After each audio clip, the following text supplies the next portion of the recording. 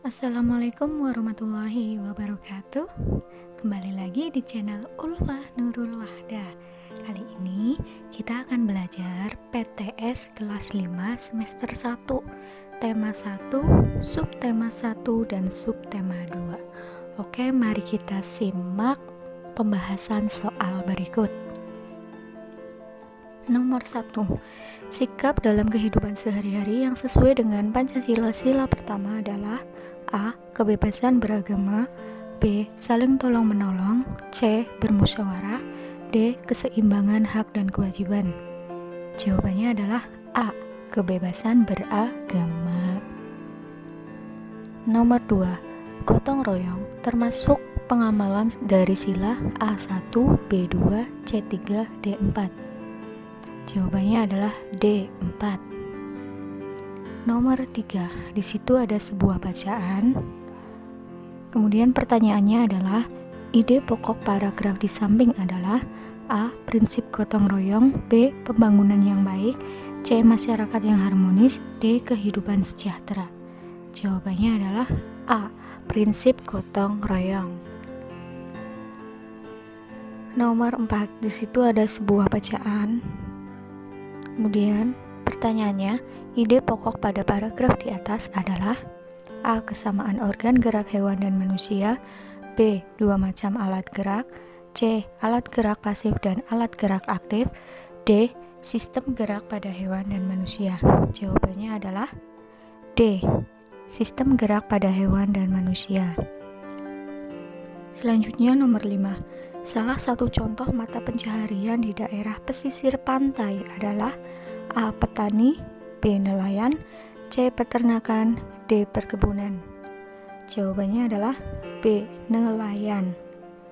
Nomor 6. Mata pencaharian di daerah pegunungan yaitu A. Perkebunan teh, B. Penanaman padi, C. Penanaman jagung, D. Peternakan ayam.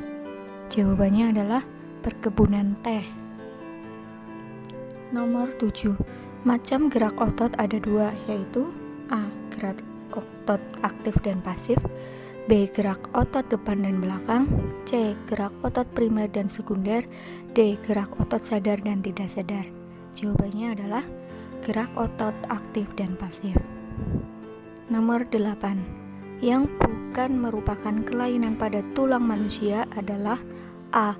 Lordosis, B. Skoliosis, C. Oerosis, D. Kifosis. Jawabannya adalah C. Oerosis. Nomor 9. Kelainan otot yang membesar dan menjadi lebih kuat karena sel otot diberikan kegiatan atau aktivitas yang terus-menerus secara berlebihan disebut A. Atrofi, B. Hipertrofi, C. Stiff, D. Tetanus. Jawabannya adalah B. Hipertrofi. Nomor 10. Kebebasan memeluk agama merupakan pengamalan sila A1, B2, C3, D4. Jawabannya adalah A1. Nomor 11. Yang bukan termasuk dalam permasalahan tri kerukunan umat beragama yaitu A. Pendirian rumah ibadah, B. Penyiaran agama, C. Bentuk keagamaan dari luar negeri, D. Ideologi keagamaan. Jawabannya adalah D. Ideologi keagamaan. Nomor 12. Perilaku yang melanggar nilai Pancasila adalah A. Menaati peraturan agama, B. Menolong sesama teman, C. Bersikap individualisme, D. Gotong royong. Jawabannya adalah C. Bersikap individualisme. Nomor 13. Perhatikan paragraf berikut. Pertanyaan, apa ide pokok dari paragraf di atas? A. Kerukunan umat beragama sangat penting bagi bangsa Indonesia.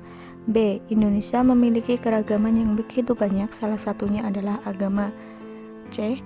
Agama dianut yakni Buddha, Hindu, Kristen, Katolik, dan Konghucu. D. Perbedaan ini bukanlah alasan menjadi pemecah belah, namun justru menjadi pemersatu. Jawabannya adalah A. Kerukunan umat beragama sangat penting bagi bangsa Indonesia. Nomor 14. Paragraf yang baik adalah paragraf yang terdiri atas satu kalimat topik dan beberapa A. kalimat utama, B. kalimat pengembang, C. kalimat keterangan, D. kalimat lanjutan. Jawabannya adalah B. kalimat pengembang. Nomor 15. Gambar di samping merupakan kenampakan alam, A. gunung, B. lembah, C. dataran rendah, D. dataran tinggi. Jawabannya adalah D. dataran tinggi. Nomor 16. Mata pencaharian di dataran rendah adalah A. perkebunan teh, B. pertambakan ikan tawar, C. petani garam, D. nelayan. Jawabannya adalah B. pertambakan ikan tawar. Nomor 17. Gerakan massa udara yang terjadi karena adanya perbedaan tekanan udara yang begitu besar, yaitu antara daratan dan lautan, atau bisa dibilang antara benua dan samudra, disebut A. angin panas, B. angin tropis, C. angin musiman, D. angin muson. Jawabannya adalah D. angin muson. Nomor 18. Tulang yang ditunjukkan oleh nomor 1 adalah A. tulang pengumpil, B. tulang hasta, C. tulang tangan, D. tulang lengan. Jawabannya adalah B. tulang hasta. Nomor 19. Tulang yang ditunjukkan nomor 1 adalah A. tulang betis, B. tulang kering, C. tulang paha, D. tulang kaki. Jawabannya adalah B. tulang kering. Nomor 20. Otot yang dipengaruhi oleh saraf otonom, saraf tak sadar sehingga kontraksinya tak sadar atau otot involunter. Gerakannya tidak cepat lelah dan reaksi terhadap rangsangan adalah lambat. Itu merupakan pengertian dari otot. A. otot polos, B. otot lurik, C. otot jantung, D. otot leher. Jawabannya adalah A. otot polos. Nomor 1. Gambar di atas merupakan pengamalan Pancasila sila keempat. Nomor 2. Perhatikan paragraf berikut.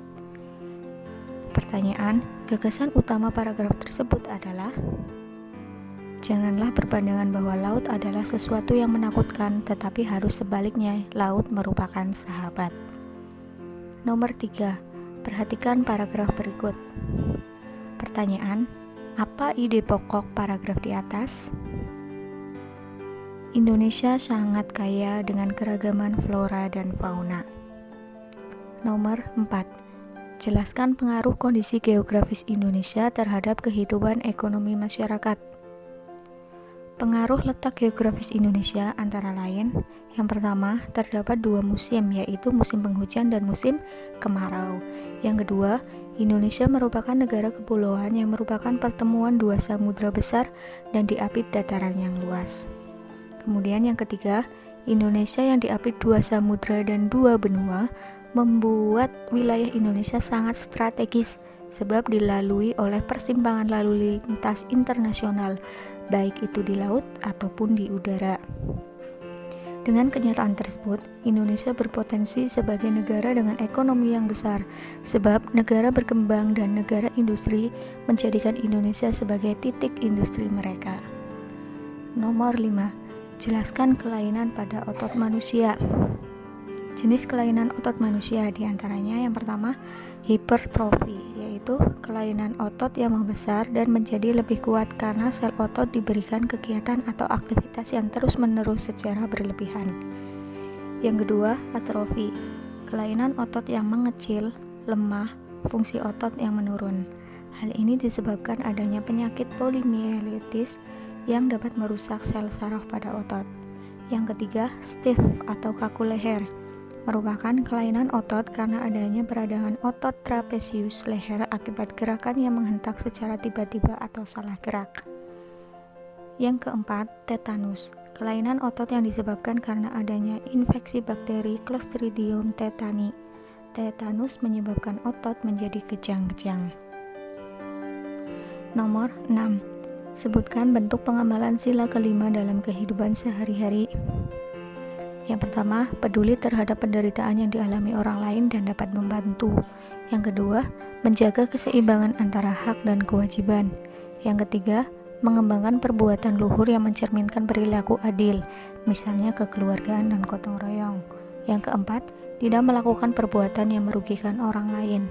Yang kelima, menggunakan hak milik dan tetap mempertimbangkan nilai keadilan, tidak berlaku boros dan bergaya hidup mewah. Nomor 7. Tuliskan ide pokok dari paragraf di bawah ini. Ide pokoknya adalah kita makhluk hidup mempunyai kelebihan dan kekurangan.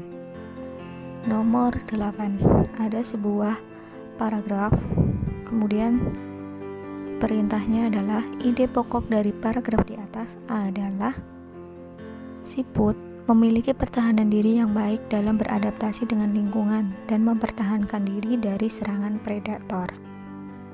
Nomor 9. Bagaimana keadaan iklim di Indonesia? Keadaan iklim di Indonesia dipengaruhi oleh 3 jenis iklim, yakni iklim musim, iklim laut, dan iklim panas. Gambaran ketiga jenis iklim tersebut yaitu sebagai berikut. Yang pertama, iklim musim dipengaruhi oleh angin musim yang berubah-ubah setiap periode waktu tertentu. Biasanya satu periode perubahan adalah 6 bulan. Yang kedua, iklim laut, yaitu karena Indonesia memiliki wilayah laut yang luas sehingga banyak menimbulkan penguapan dan akhirnya mengakibatkan terjadinya hujan. Yang ketiga, iklim panas, terjadi karena Indonesia berada di daerah tropis. Suhu yang tinggi mengakibatkan penguapan yang tinggi dan berpotensi untuk terjadinya hujan. Yang ke-10, jelaskan macam-macam otot pada manusia. Terdiri dari yang pertama, otot polos adalah otot yang bekerja tanpa kesadaran kita dan dipengaruhi oleh sistem saraf tak sadar atau saraf otonom. Otot polos dibentuk oleh sel-sel yang berbentuk gelendong, di mana kedua ujungnya runcing dan mempunyai satu inti sel. Yang kedua, otot lurik adalah otot yang menempel pada rangka tubuh manusia yang digunakan dalam pergerakan. Otot lurik adalah otot yang bekerja di bawah kesadaran. Yang ketiga, otot jantung adalah otot yang bekerja secara terus-menerus tanpa istirahat atau berhenti. Otot jantung merupakan perpaduan antara otot lurik dan otot polos karena adanya persamaan yang ada pada otot jantung. Misalnya, memiliki sisi gelap terang dan inti sel yang berada di tengah. Demikian pembahasan latihan soal PTS kelas 5. Tetap semangat dalam belajar. Terima kasih. Wassalamualaikum warahmatullahi wabarakatuh.